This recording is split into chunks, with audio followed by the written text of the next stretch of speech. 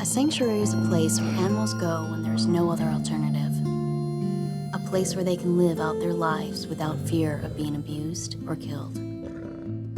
It provides a home because either they were taken from theirs or have never known what it is to be free.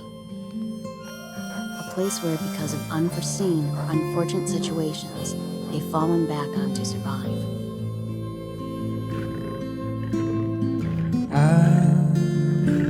A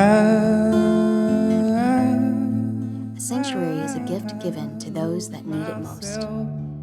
But truthfully, the world does not need more sanctuaries. The world needs new ways of thinking. A new respect for the land that gives us everything we know.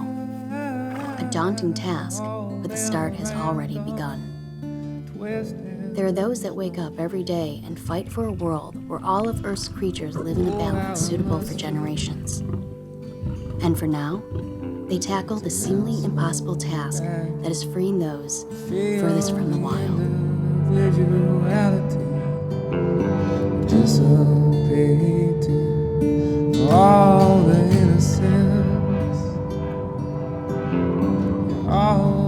Hi, I'm Jonathan Kraft, founder and director of Keepers of the Wild in Valentine, Arizona, on historic Route 66. I started out in show business, about 2 baby tigers for all the wrong reasons. We had a magic show that was in pre-production. Then we ended up doing an educational wild animal show on the Las Vegas Strip behind the Aladdin Hotel. It was called Predator's Paradise. We did 3 shows a day. I started to work with the big cats, and then I could see, even though we were treating our animals wonderful, I could see the exploitive part of having animals in show business, and it just made me decide to go and start rescuing animals. We actually started rescuing animals before we became a nonprofit. You know, I dealt with Stephanie Powers a little bit. She used to come and watch my shows, and her and William Holden, of course, had this big animal preserve in Africa, and she kind of talked me into, since you're rescuing anyway, you might as well go nonprofit, form a nonprofit organization in a sanctuary, and so that's what I did. She was actually kind of the start of it. And of course, I didn't realize it was that difficult, that it takes years to get your proper permits and your government permits and your tax ID numbers and so on and so forth. But here we are. My name is Tina Madiak, and I've been here for 13 years, originally from Texas.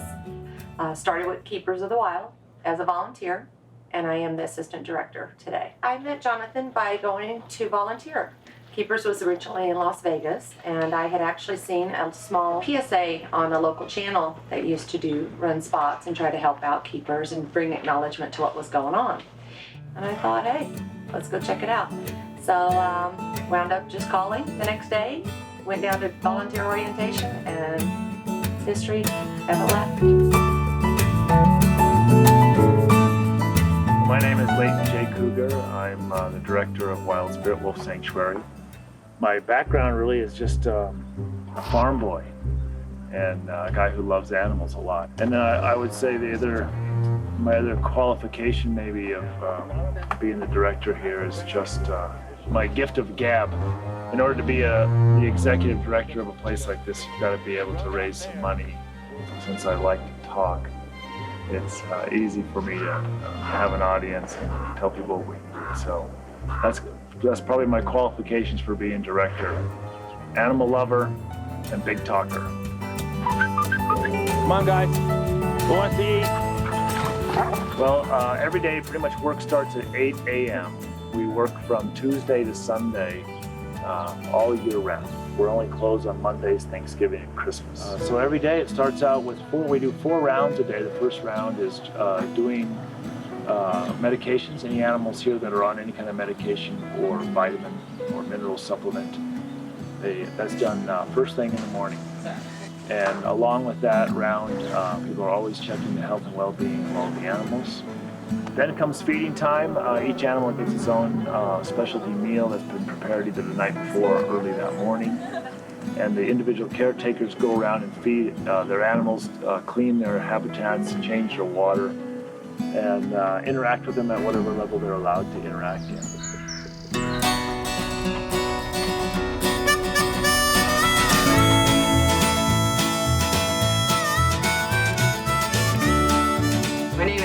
Warner. I'm Director of Operations at Tiger Creek Wildlife Refuge, and I helped co-found the refuge back in 1997. The sanctuary actually started back in 97 when I had met Brian Warner, who had started the Tiger Missing Link Foundation. He was interested in documenting tigers in captivity across the country, outside of zoos, because there wasn't really any kind of registry for them. And we know that tigers are, extremely endangered in the wild, and we have so many in captivity, and only a handful of these tigers are being used in any kind of conservation programs. So basically, any tigers outside of the accredited zoos are not being utilized for anything except for being kept in people's backyards as pets, or in sanctuaries or small, zoos on their own. And so he wanted to create a foundation that could actually utilize the genetics and stuff of tigers and create a database for them. Then when we started kind of getting more press about it and everything, people actually just started calling us and asked us if we rescued cats.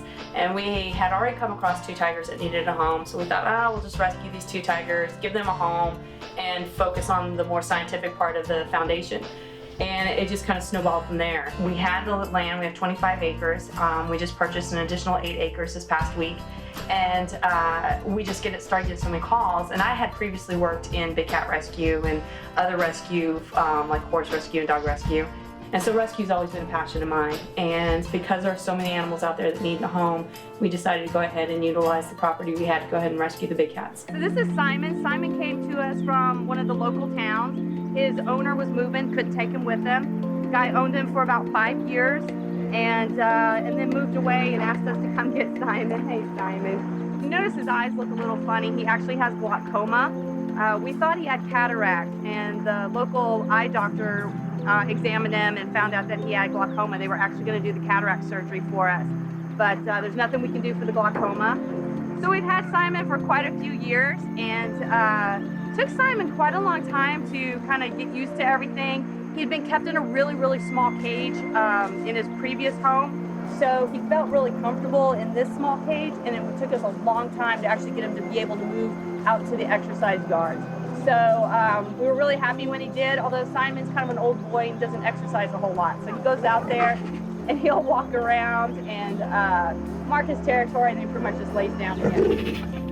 Working here, because I helped found it and created it and everything, I mean, obviously you take pride in what you do, and even though I'm very proud of what we've done, I still know what I want to do. And so it's a great accomplishment when I see new things happening. Like right now we're working on our vet clinic and all kinds of stuff, and so it's a great joy to see those things come into place and know that I had a hand in doing that. But I guess the best thing about working here is just seeing an animal come in that maybe he's been abused or neglected or just in a poor situation, like our lions out of Mexico who are in really, really bad shape when they got here, and just to watch them blossom and just to watch them get healthy again. And they're so forgiving of what their previous environment was like, and to accept us and know that we're not going to hurt them, and just watch them have a happy, healthy life. I mean, it's just, that's what we're here for, and that's the joy in doing it. My name's Fran Becker, and we've been here since 2001. Came out here expressly for the purpose of starting a rescue when we moved out. What made you get into this rescue business? Just the love of horses, and seeing even at the stables where we had our horses, the neglect and the abuse that we would see there from their owners. And there was a need for abandoned horses, ones that still were useful but were on their way to slaughter because somebody couldn't afford to feed them anymore or afford the vet bills.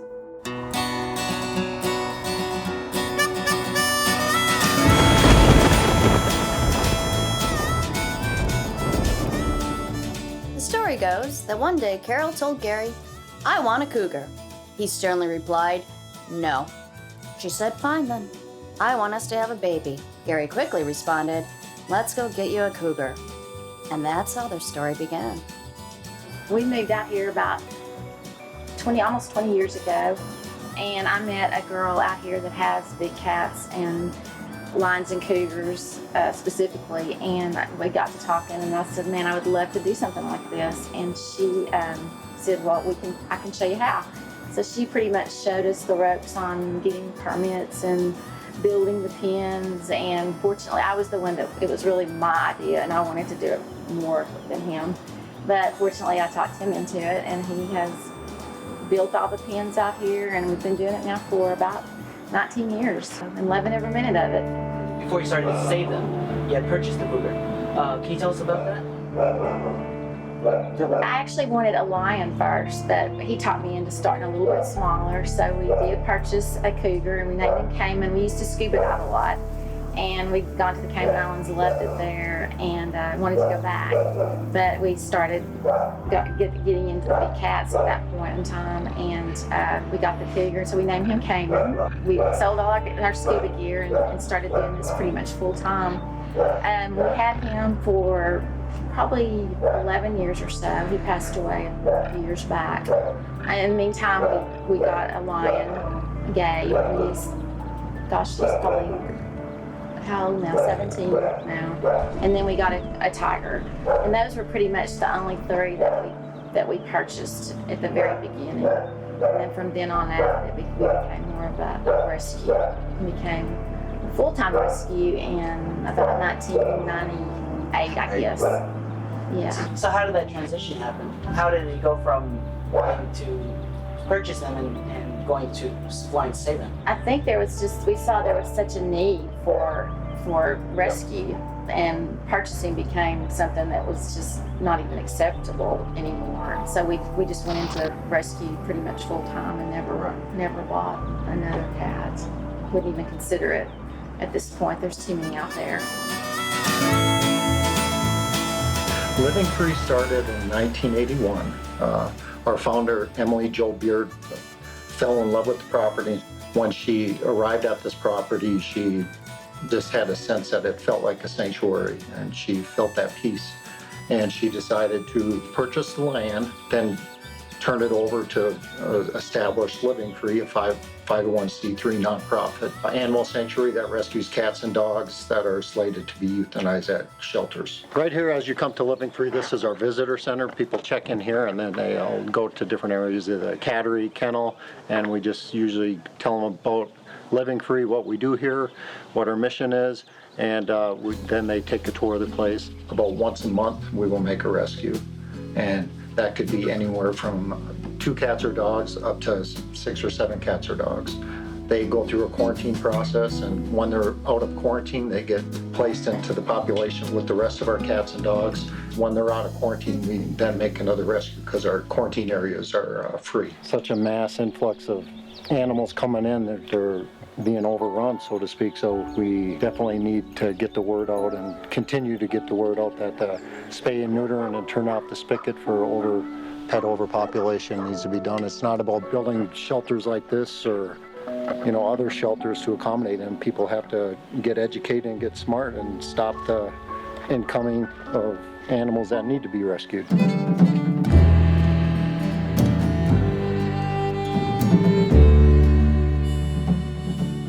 Sometimes we wonder why there are so many animals in need of rescue, or where they all come from. Some from careless owners, sure, but so many come from full-time dedicated breeders. The fact is that illegal animal trades are one thing. We must also take in consideration the thousands of breeders who legally breed millions of animals each year and go unchecked.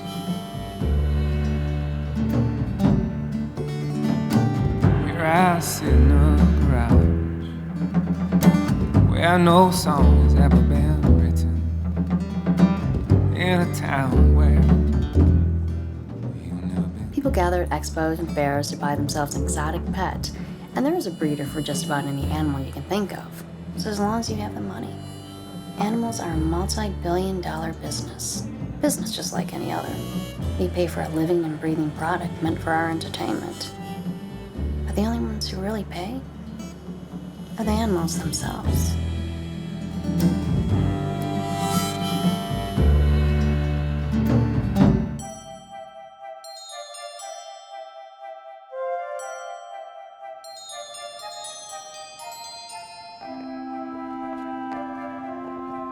So tell us a little bit why you have a guinea pig. I have a guinea pig because she's like my best friend, and I'm more of an animal person. I don't really on that? People aren't my thing. And so what made you want to come here today? Well, Cuddles has been living alone for a while because her companion, she was just not being a good guinea pig, so we gave her to a friend, and Cuddles, she's just lonely all the time, so I got her getting a friend. So what made you want to come here instead of to a normal pet store and adopt an animal? Well, pet stores don't always treat their guinea pigs the best, and they live in small enclosed spaces. Shelters treat them really good. Caroline, director of Bunny Bunch, believes in responsible adoptions, which requires a process that attempts to create a better life for both pet and owner. Most breeders and pet stores only require cash or credit. Okay. And have you seen any other guinea pigs already, or have you met any anywhere else? No place else. We haven't looked anywhere. Okay. Yeah. Yeah, I looked at the website, but... Yeah, that's true. She's been searching websites. Yes, okay. Okay, and we have on here like how much you're prepared to spend a year. You know what? And for the vet cost. I mean, I guess the reason I don't put a number down there is I don't have we spend what we just need. whatever you need. Okay, well, that's fine. We'll put that down. Because some people, they just don't want to have to spend money. Sometimes they don't realize how expensive it can be if a guinea pig becomes sick or, care's needed. And some people aren't willing to do it, but a lot of people are. So we just want to make sure everyone realizes. Cost of owning a guinea pig can run anywhere from $200 to $600 a year. A large dog will cost you $900 to $2,300. A tiger or lion will run around $8,000 a year after initial setup costs of about $90,000. Yeah, she's a little shy, isn't she? Now, do you have another carrier? Yeah, in the car. Oh, you do? Okay, why don't I hold her and you can get the carrier, and then we'll pop her right into the carrier, and then we'll get the contract, and then if it doesn't work out, like if they don't bond for any reason, you can bring her back and we do dates with other piggies, just so you know, because obviously the whole goal is to have piggies living together. Successful adoptions can ultimately save U.S. taxpayers $2 billion a year. Little Annie is an example of a successful adoption, and she's become a hero to her new friend. I'm really excited.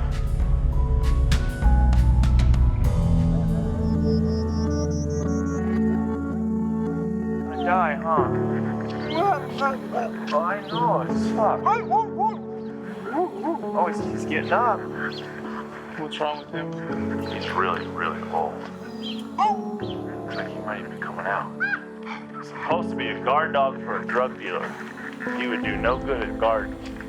He's too afraid. Hi, old man. Can you come out of there? How's it going? And that's the problem I have with people who buy wolves and wolf dogs that know nothing about them. They know nothing about them. And they believe people who are out telling just heinous out-and-out lies and making up stuff about wolves. Oh yeah, wolf dogs. Oh yeah, I got a wolf dog. Boy, I tell you, when those kids go out in the front yard and play, the wolf just comes right out of him. He's very protective of those kids. Well, obviously you know nothing about wolves, because wolves are gonna run when the stranger comes in the yard. They're gonna hide under the bed when the burglar comes. They're not gonna protect you or anything, because they're only looking out for number one. He's just trying to think of how to make them legs work, I think. Or, here he comes. Come on, big boy. My policy is nobody has to leave to die. I dread the idea that an animal is going to live its entire life in our sanctuary and then have to take a nasty hour's drive just to get euthanized and be traumatized for the last hour of their life. It's just not, it's not right. So we let people die here on their own if they want, or in his case, we are going to offer him some assistance if he chooses to be euthanized. But that'll be his choice. He'll have to actually let me know that it's okay before I do it.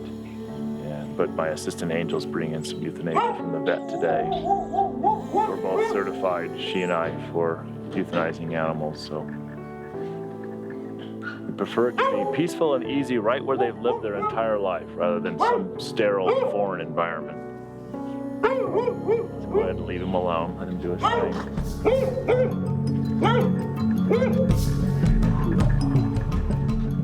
I do get some people every once in a while want to know if they can buy a tiger or where can they buy a tiger. Most people are shocked that there's tigers in private hands to begin with. First of all, I'm pretty adamant just about most people getting domestic animals and not getting those. So an exotic to me is there's very few people that can handle an exotic.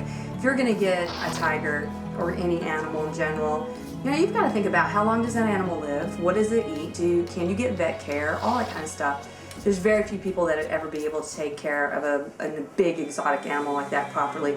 Not to mention that they don't think about the liability of it. You're talking about an animal that you have got to protect from the public, and you've got to keep it protected from the public. So not only do you have to worry about that tiger getting out and hurting somebody, you got to think about, will a person come in and try to hurt that tiger? You know, maybe a neighbor doesn't want it there, so will it poison it? You know, there's a lot of horror stories we hear about private owners, and it may not be that the owner wasn't a bad person and it took care of the animal, but a neighbor didn't like it. There's just a whole avenue of when you take in an animal, there's so much we have to think about, and that's why we have so many sanctuaries, because people don't think about that. They just see the animal that they want to be close to, and they want to have an opportunity to have some sort of relationship with it, and they get it, not thinking about the end result.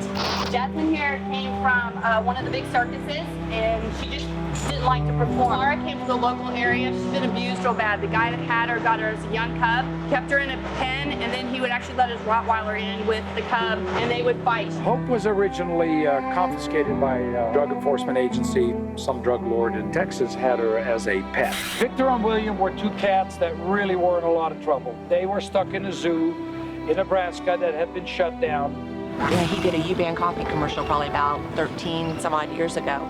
And what happens with that is they'll use the cubs. They're more trainable, they're more workable. They don't tend to have the attitude that they take less risk with.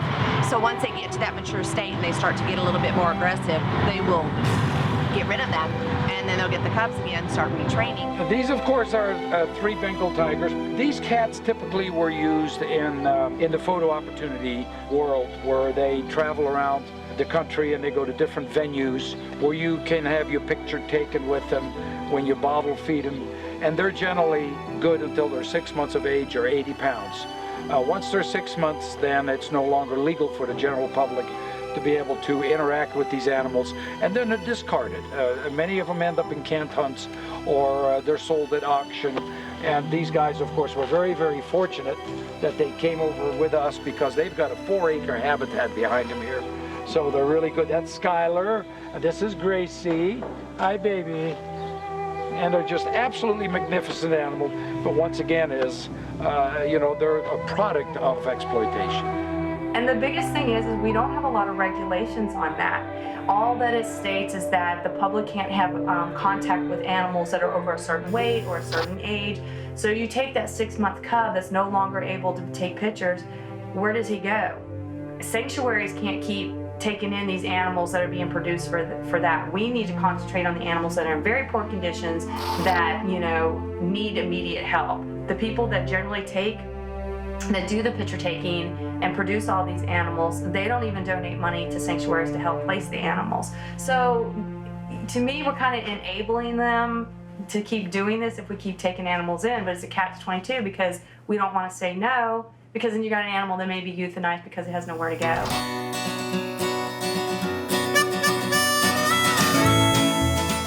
Back at Keepers of the Wild, Jonathan Kraft needs to scout a perfect location for a family of barn owls. But before he can, he needs to make sure his truck can make it up the hill. Yeah, it made it just fine. Coming around the mountain. Wait a minute, kiss the ground, kiss the ground. You guys just hang on and you'll be fine.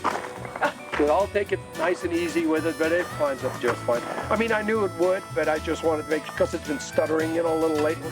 And I want in the middle of the hill sitting like this and going, we're out of gas! After scouting the area, Jonathan and Tina decide on a permanent home for the owls on their site. The mother was found dead, and she left behind a nest with 4 baby chicks. The Adobe Mountain Wildlife Center finally arrives with our new guests. At State Mental Hospital, she was put there by a judge, boy. And they have got a lot of great area here to kind of make her home. So we're very excited about it. Pastor told me of her paradise. Call it Resurrection Day.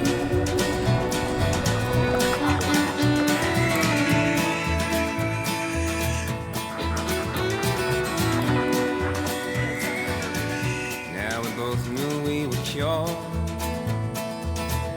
Oh, no matter about the judge's word. And on that first day of summer, Is this exciting or what? This is just great. I am so happy. A couple of months ago, and they were still featherless, really. Well, they had some feathers. Yeah, they still have a lot of downs. Yeah, they had a lot of downs.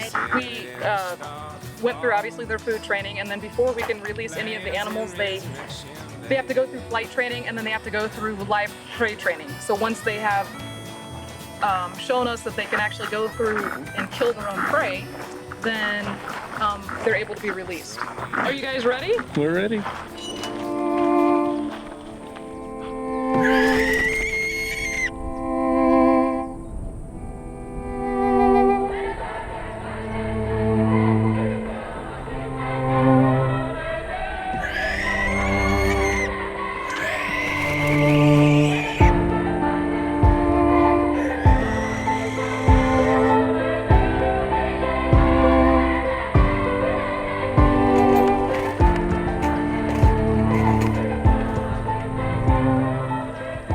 These owls were given another chance to survive. Most captive-bred animals would never survive being released into the wild. These barn owls are very lucky for this opportunity.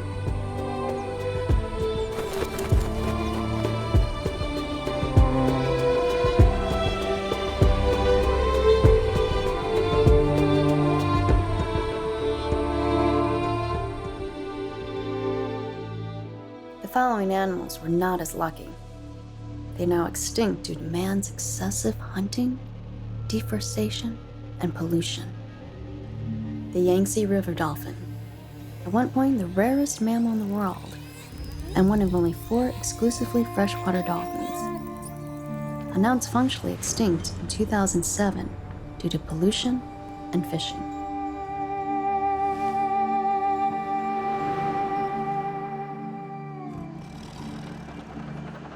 Bali, Caspian, and Javan tiger all become extinct within the last century, and 2 most recently within the new millennium. Habitat destruction and hunting ended these species. The thylacine, commonly known as the Tasmanian wolf or Tasmanian tiger, belonged to the prehistoric family of carnivorous marsupials. The species, genus, and family ended when the last confirmed thylacine died in the 20th century. The passenger pigeon. Some estimates believe there were more passenger pigeons than all other types of North American birds combined. At the peak of their population, it was believed there were 3 to 6 billion passenger pigeons.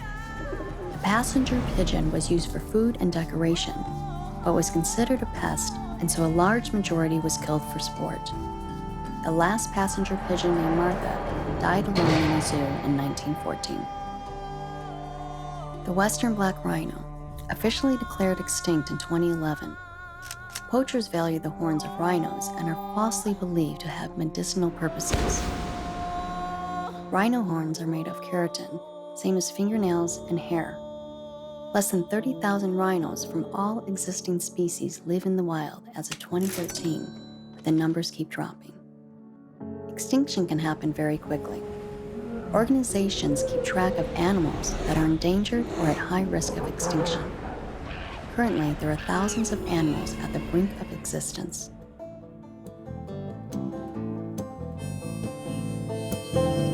Sanctuaries must raise money to continue providing care for the rescues. Layton Cougar hosts an open house for the local communities in order to raise funds for Wild Spirit Wolf Sanctuary. The general public is the major benefactor for most sanctuaries, and a large percentage of the public doesn't even know that sanctuaries like these exist. This is about wolves, but in order to make this kind of a project work, everybody knows what makes the world go round. And so in order for these guys to have the healthiest, best lifestyle possible, it requires resources. Not all the resources are actually cash, but cash also pays the bills like lights and insurance policies and that sort of thing that are so we need so badly. So our budget is $250,000 a year to stay alive. Pretty certain that we're down by about $75,000 here at just past the first half. The only way we're going to reach people right now is through media. These guys are helping out media. They're trying to put together a documentary about sanctuaries because we're invisible. People don't know. You're a small handful of people who know that we exist. We want armfuls of people knowing we exist. We want like Oprah kind of people knowing we exist. And so that requires just write a letter, a stamp, and an envelope, and an address, and you can make a huge, huge difference. After a tour of the grounds, the guest asks for Layton's help. As a wolf dog owner, she has been having aggression issues at home. And have a 9-year-old border collie that she's just lunging at for no reason, attacking her. There's always a reason. Yeah, I know. I just can't figure it out. Let's sit down for a minute. Let's just talk about maybe we can discover something. We have a wolf dog who we're having some issues with, so we come up to get some advice from Layton, the director, on how to handle her. The wolf dog dilemma is tough. Where do I stand about ownership of wolf dogs? I stand between a rock and a hard place. I have turned away wolf dogs that should never be in a sanctuary. They deserve to be in someone's home. And we have wolf dogs in the sanctuary that should never, ever be in someone's home. Not if they want a safe and comfortable lifestyle. She's a really sweet dog to people, but she has dominance issues with some of the dogs she's living with, one particular older dog. I call it my mock tizzy. I go one step ahead of everybody else. They all freaking out, oh my God, Dad's mad. No, I'm not. I'm pretending I am and I'm fooling you all. But as soon as I get a hold of this character who's in trouble, I'm totally calm. She's the most sweet, loving, gentle dog, but at the same time, she has challenges that other dogs, you wouldn't have. But if it really gets really bad, call me and I'll come over. Come and hang out for a day or something. Just see what this girl's doing. Every day there's at least one person who has a wolf or a wolf dog that they're in tears. I have no idea what I'm doing. This animal's traumatizing my life, and they tell me horror stories of chaining up their animal, or a person who was trying to potty train their wolf, so they locked it in a crate and the wolf was injuring itself, bleeding, trying to get out of this crate because it would pee in its house. And so the more I learned, the more I realized that this was a serious problem. And because wolves look like dogs to an extent, people think that they can have one in their house. And at outreach events, people all the time will come up to me bragging about their wolf or wolf dog, and it really aches just inside of you, just how many of these people think that they're doing a good thing for a wild animal, while in fact they don't realize the consequences that can happen from it. So, well, there certainly are a lot of breeders out there. They come in a couple of categories. By far the largest is what we call euphemistically irresponsible breeders. People who just breed the wolves, don't really prepare the people that they sell the animals to for the fact that this, if you raise it like a dog puppy, it is not going to turn out like a dog. It's a wolf, and it's going to be a wolf, and it doesn't want to be with you. It's going to be afraid of everything that it's exposed to, that it's not familiar with, which of course is everything in our civilization. It's going to be miserable and scared and want to hide all the time or want to get away. Well, 13 years ago, I had what I thought was a wolf dog. His name was Con, and he was not a wolf dog. He was a dog that I paid $350 for because I thought I was buying a wolf. And unfortunately, I was one of those people who were trying to get a wolf or a wolf dog for the wrong reason, because I want a little piece of the wild. And I don't abuse animals. That's not why I get involved with animals. Unfortunately, it's the unspoken abuse. I think sometimes as people, we don't necessarily know what we do and how we interact with different types of animals, and you're going to see some. And when I brought Con here, I really thought that I had a wolf dog. It was pretty funny, and at that time I had the privilege of working for Jackie Evans and Barbara Berge, who were the operators of the Candy Kitchen Wolf and Wolf Hybrid Rescue Ranch, which was the very beginnings of Wild Spirit Wolf Sanctuary. And that's how I first got involved. I'd spent a lot of time doing fundraising, about 3 years. I lived in a teepee here on site and used wood heat and used outhouses, but I I traveled around the western part of the United States and did my part and helped fundraising and raising awareness about the wolf and wolf hybrid problem in the United States and I guess now globally as well. Go say hi. All right. Well, we start our morning about 7 o'clock. We feed twice a day. Feed at 7 in the morning, 7 at night, and each horse gets fed a different variety of hay. We've got alfalfa and Bermuda. There you go. The average horse eats anywhere from 14 to 16 pounds a day, and the bigger horses can go up to anywhere from 30 to 35 pounds. Now, on the weekends, we usually get our most work done. We do community service programs. And we usually have quite a few kids out here and their parents. And then after the community service program ends, a lot of them come back as volunteers. Being around these horses has been a good life for me. It's something to care for more than what I already have things to care for. And it helps those ones in need. It's very hard to get volunteers that will take on the responsibility of the job or have the skills to really do it. And so running on volunteers, you can certainly use volunteers for a lot of different aspects on running a sanctuary, but to me it's important to have it in place that you have a paid staff. I do have 6 staff members that oversee the maintenance, the construction, the care of the animals, giving the tours. We all kind of wear each other's hats. So just because they're in animal care doesn't mean you won't see them out there helping to build cages or mowing the yard or whatever it takes. So we have 6 full-time employees out here. And then we have anywhere from 2 to 6 interns that come in. We have college students or anybody that's interested in animal care and going into that profession. They come out here for 90 days. We provide housing for them, and we're giving them the education and the resources to learn how to care for big animals and exotic animals so they can go get a job. My name is Katie. I'm an intern here at Tiger Creek, and I'm from Dublin, Ohio.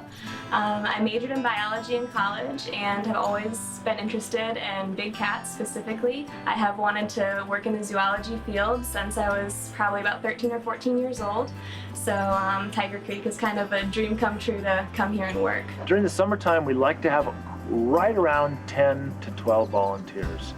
Because summer is so short, we have to get so much done before winter comes again. In the wintertime, we're usually going to have between 6 and 8 volunteers. They all live on site. Room and board is taken care of for them. They've all got either little cabins or motor homes or something like that to live in. My name is Angel Bennett. I've been working here at Wild Spirit Wolf Sanctuary for the last 5 years. And I work as our director's assistant, which basically means I do a little bit of everything and act as basically general manager anytime my director's away. I came to the sanctuary originally when I was doing a college program in Antioch, or at Antioch in Ohio, and decided to take 3 months off to do volunteer work.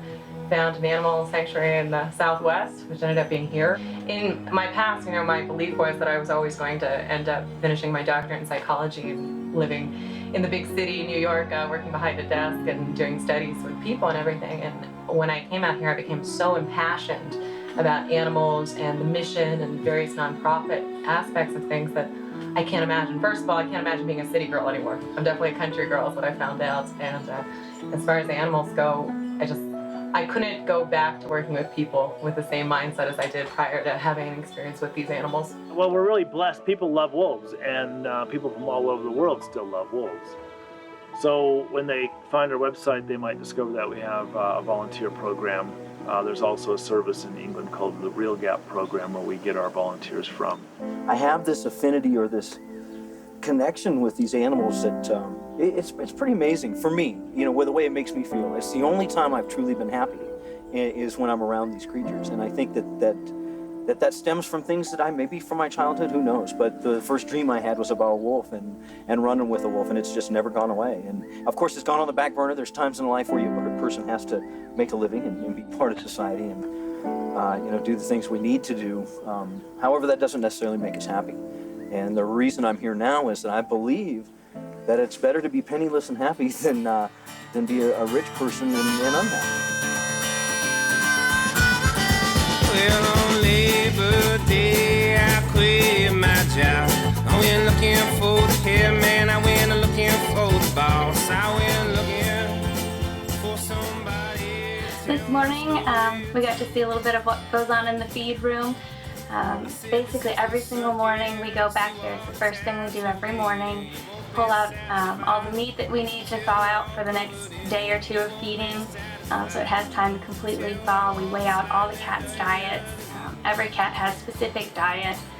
We also add different medications and supplements into it.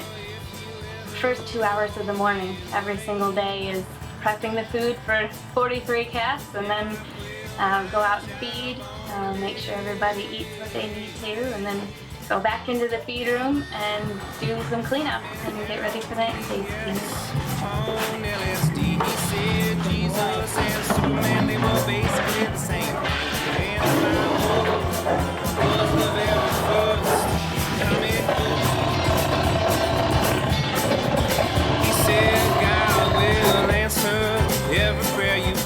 just that he can hear you better than you can hear yourself. He said I love my outside, but I don't get along to his own brain.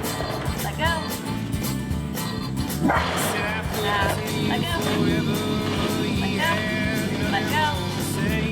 No, let go. Let go. Let go. Let go. Let go.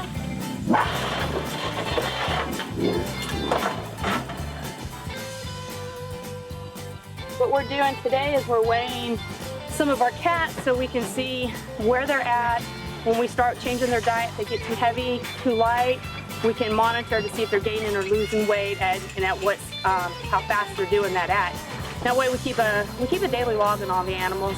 And then we can go back and we look at their history of when it fluctuates. We do know in the summertime they tend to cut back on their food just naturally. So then we have to kind of monitor the weight, because when wintertime comes, they're going to start, their metabolism is going to kick up some more, and they can actually lose too much weight. So we have to monitor that. So with the scale, we can actually see what's going on with them, how quickly they're losing it. Make sure you get this shot, it's a good one. You know, animals are just like people. Some lose weight really quickly, some it takes a long time to lose that weight, and some just monitor their weight very well. So today we're going to start off with Greg. It is a little bit of a challenge to get them on this scale, simply because they have to get all 4 feet on this scale. It's a little narrow. But then once they get on there, they have to stay there for a few minutes. So usually they're busy sniffing out the cage because other animals have been in here, and they'll usually stay on there long enough for us to get our reading. All right, clear? The scale, believe it or not, can actually scare some of the cats because it's something new in their cages. So sometimes we'll put different scents in there, or we'll have a piece of meat on the other end, so they'll walk in there. And right now he's smelling another cat that was on here last time. So he's identifying the smells, and while he's opening his mouth, it's called phlegming, and he's letting the air pass over the roof of his mouth, and he's got an organ called a Jacobson organ that they actually identify different smells with. Come on, bud. Come on, up, up. Up, up. Copy, Jordan. Good boy. Good boy.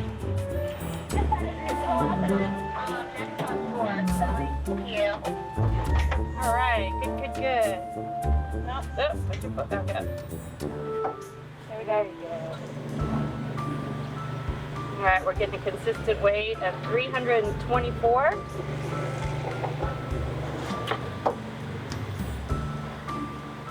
All right, that was exciting weighing. A typical day at a sanctuary follows a strict routine. However, there are days in which there's little that can prepare you for its events. Peanut coffee. Hey, Mary, everybody can hear you. I don't know what the problem is. Marty is down. All right, We'll be up there in a few minutes.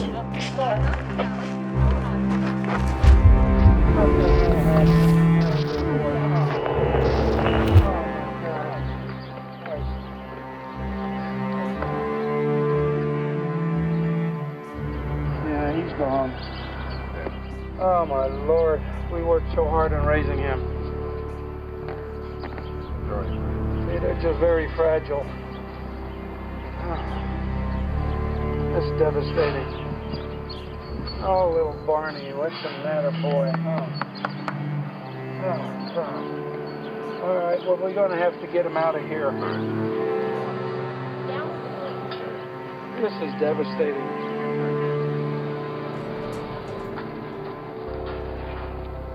And it looks like we lost him overnight. Yeah, because I came back last night through here and they were both there. Yeah. And even at the tour. They both ate. Yeah. Oh, man, Barney, we're going to miss you. He was sitting in the corner like he usually was. See, this is what I'm talking about. You just never know. We raised these little guys since they were 3 weeks old. And you see some of the bald spots on him is because he spooked a couple of 3 days ago when he hit the fence pretty hard. We thought he was going to be okay, and it looks like we lost him overnight. He's just, he's only about, what, Tina, about 8 months old? About a year old now, yeah. And we spent a lot of time raising him. He was found in the wild without a mother, and Arizona Game and Fish brought him to us. We had him neutered and all that, and that's his little brother over there. Oh, my Lord. Oh, I didn't need that. All right, let's run him up, and then I'll call the vet and see if we can get a necropsy done, and then we'll cremate him.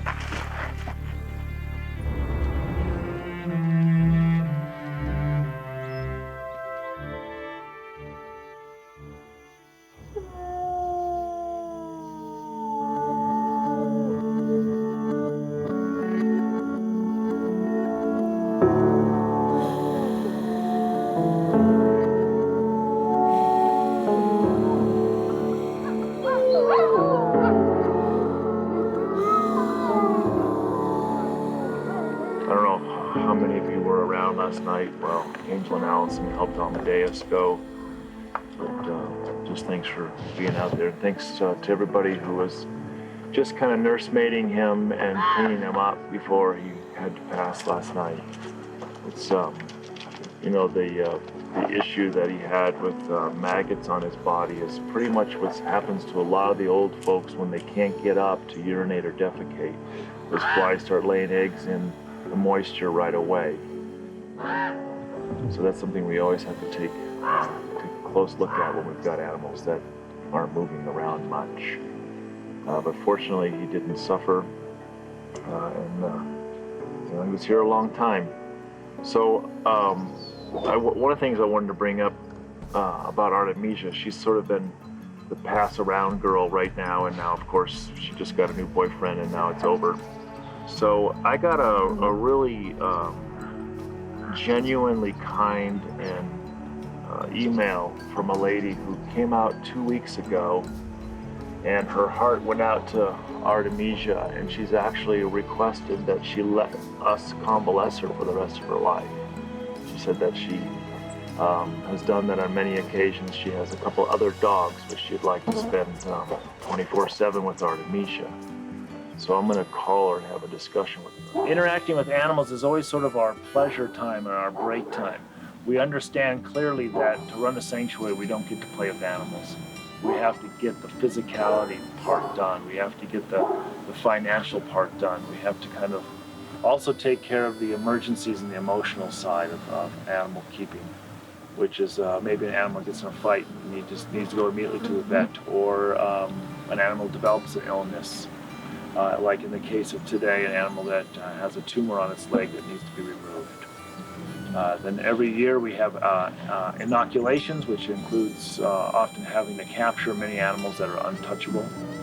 The crew gets an early start. It's not easy to convince wolves into crates. It takes the entire crew to safely secure the wolves. Not all the wolves in this facility can be handled by all the people by no means. So some animals do have to be captured, and we're professionals at doing that as well, and making sure that an animal is captured quickly without a lot of stress and is not injured during the capture, and that that capture is the animal is loaded into a kennel if it's going somewhere very, very swiftly, so that trauma is to a minimum.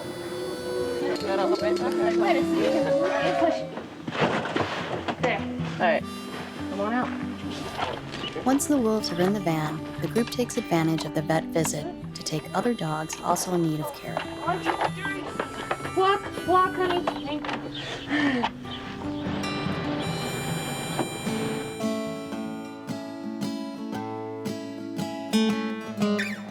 This morning, the crew at Keepers of the Wild anticipates special delivery from the Adobe Mountain Rescue Center. Hi, good, how are you doing? Good. I you're gonna take care of the little kids, huh? Oh, God. Oh my gosh, I'm loving these guys. Okay. I see little fuzzies. Oh, my lordy. Oh, my God. They are. Oh my gosh, I've never seen anything like that. These are the little raccoons. We have such a lousy job. I think she's eating not solids yet, but she's looking out of a bowl. These guys are eating about twice a day. They'd prefer 3 times. Right. Okay. And now, prefer. and how did you guys get these? These guys came into us, they were abandoned by Mom. Oh, they were abandoned. And about 2.5 weeks old, so they were bottle fed for a while. Oh, wow. But they've been... And you guys did this all at the Adobe Mountain Rescue, right? With Game and Fish, yeah? Yeah. See, that's so wonderful about you guys, because, a lot of states, they put them down, Oh, yeah, no. And that's why I was telling the lady at the gift shop, I'm so glad that they're coming here, because I know they're going to be taken very well care of. Yeah. Oh, they're adorable, you guys. There's 1 boy and there's 2 girls. Oh, boy. Hi. I love baby raccoon. Are they adorable? Even when you hiss, I love you. Yeah. Look how cute. So this is Dr. Cartwright, incidentally, and so when we take him out, when we take him inside and we take him out, she can have a look at him. It's just perfect timing. And I don't know how you got the raccoons. They were abandoned as well, and they're not from the same litter. There's probably about, I would say maybe a 2-week difference between the male. The male's younger than the female. Okay. And this one, the one on the top, she is even younger yet. So I want to say she might be. Hi. Oh, that's a little raccoon too. 5 weeks maybe. We have a whole raccoon family. Oh, so. she was actually stuck in the chimney for about 3 or 4 days, so she was severely dehydrated. She was given sub-Q fluids and just lots of TLC. Huh? Look at you guys all. Yeah. Foaming at the mouth. Foaming at the mouth. All the way down the hallway. Hello, sweetie. Say when. So how many What I can tell you is they're going to be shy. Okay. And if you want, I'll take them out and see, because I don't want them to hiss at you. They're not used to other people. Aww.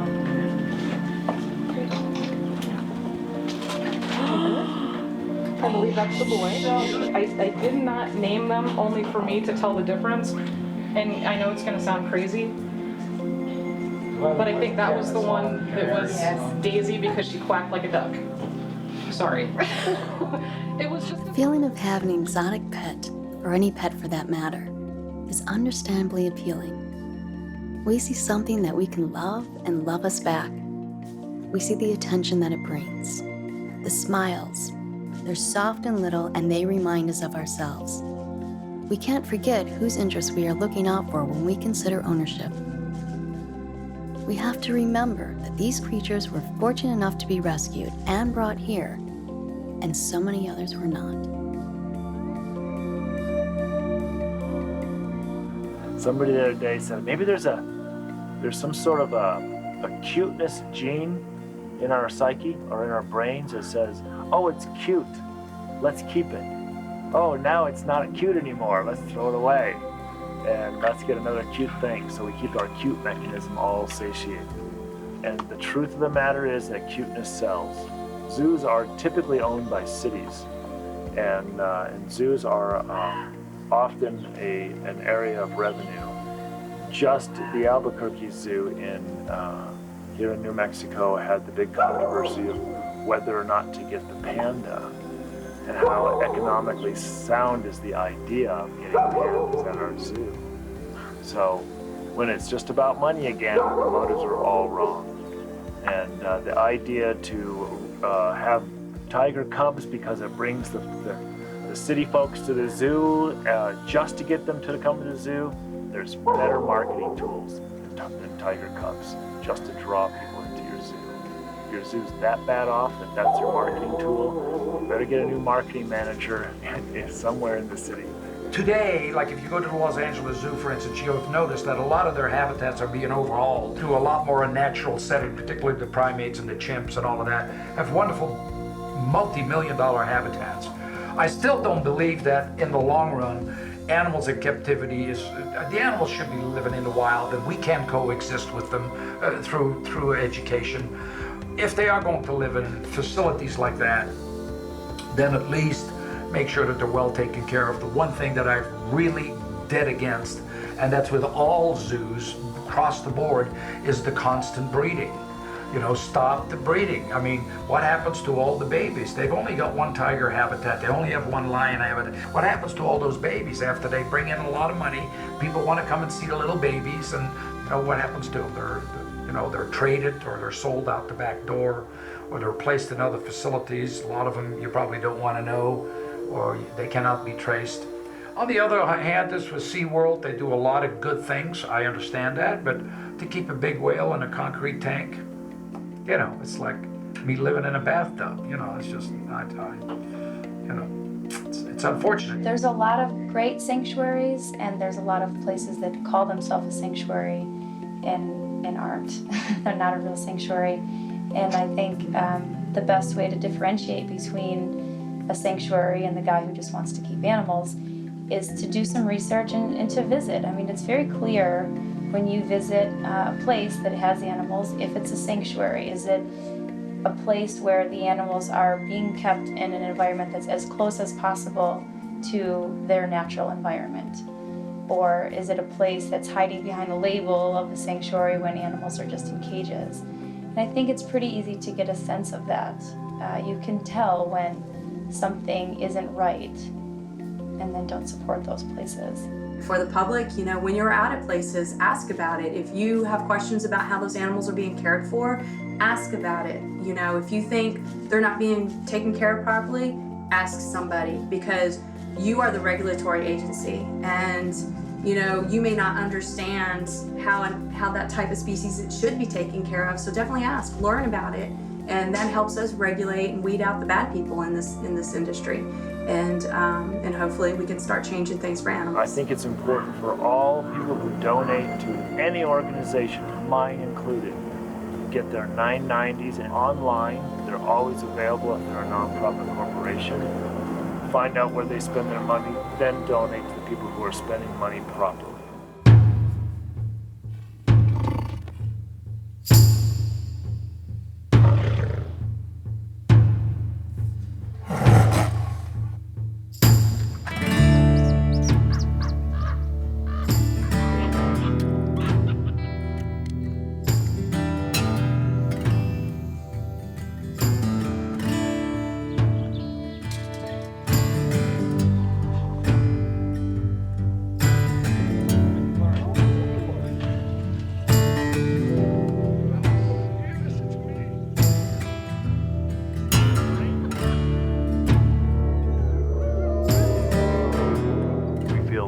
It's important that people understand the dilemma of having wild animals as pets. People often think that there's always someone to come to the rescue, like a sanctuary, and that's hopefully can be the case in most of the time, but you know, often it's euthanasia is the answer.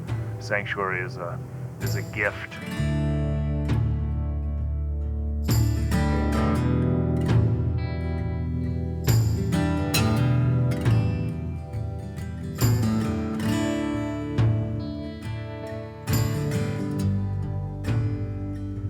I really hope that we can start educating the public more about how sanctuaries work, why we're here. You know, there's so many rescue facilities, from anything from reptiles to big cats to horses to everything.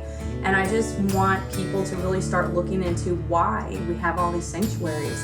And there's more out there that they don't even know about. You know, the one thing is that I really just want to educate, especially the younger generation coming up. We've got to educate kids to care for animals and to care for our environment, because If you can save a tiger, you can save the world, because that means we're saving their environment, we're saving us, we're saving everything. Everything is an ecosystem. It was put here in place for a reason. Everywhere from the snakes that people are scared of to the big cats to whatever, it's all here for a reason, and we are the only ones that can save it. I hope that when the public comes through here that we're kind of given that message and that they will ask us questions too.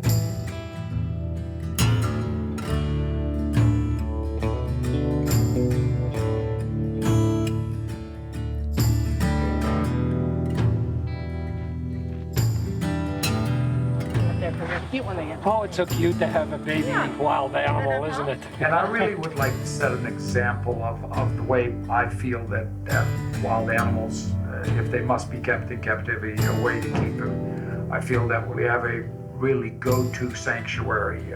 I think we've thought of just about everything. We've made our mistakes in the past, and so I'd like to really be able to teach other sanctuaries, or at least have them a facility that they can go to where they can see and how habitats are built and how proper safety protocols are enforced, and be able to shift the cat and of course taking care of them from a medical standpoint of view, and their feeding and nutrition, and also how to train your staff to work around them without getting hurt. And so there's a lot of things that that are involved in a project like this. And I would really like, because I remember when I started in a sanctuary, I had nowhere to go other than, some bad places. And I know that's not the way to keep animals. There was really not a model facility out there that I could go to learn without having to make these errors along the way. And so that's what I hope to accomplish. And of course, educate the public. Don't buy these animals as pets. Stop breeding these animals. Zoos, stop breeding these animals. Rescue them. There's lots of them out there. My ultimate goal is to put the sanctuaries that are doing the right thing on the map and say, okay, now recognize us. Now we can take in all the animals that we can and be realistic, but it's not stopping what's going on, because as soon as we take in one or two, there's 20 behind them that need a home. Why? Come on. How many times has it been proven that a monkey is not going to make a good pet? A tiger is going to grow to be 400 or 500 pounds. Be realistic. It's this greed, it's these different avenues that people are able to acquire it, and we need to stop that. These animals don't deserve to be treated like that and to be passed around, and when they're not cute and wonderful anymore, or they have big teeth and you don't like them because they're eating your little dog or biting your child. I mean, you don't know that from the get-go? Come on, it's time for everybody to wise up. And that's what I would like to get out there, where we start getting stricter with what with what people can do.